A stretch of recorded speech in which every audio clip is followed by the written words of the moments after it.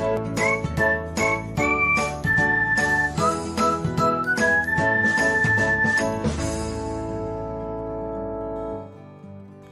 everyone, welcome back to another episode of Technologyglance.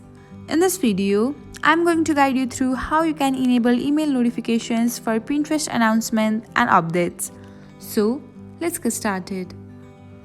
Watch till the end and don't forget to subscribe to Technologyglance by hitting the subscribe button and press the bell icon so that you'll never miss another update.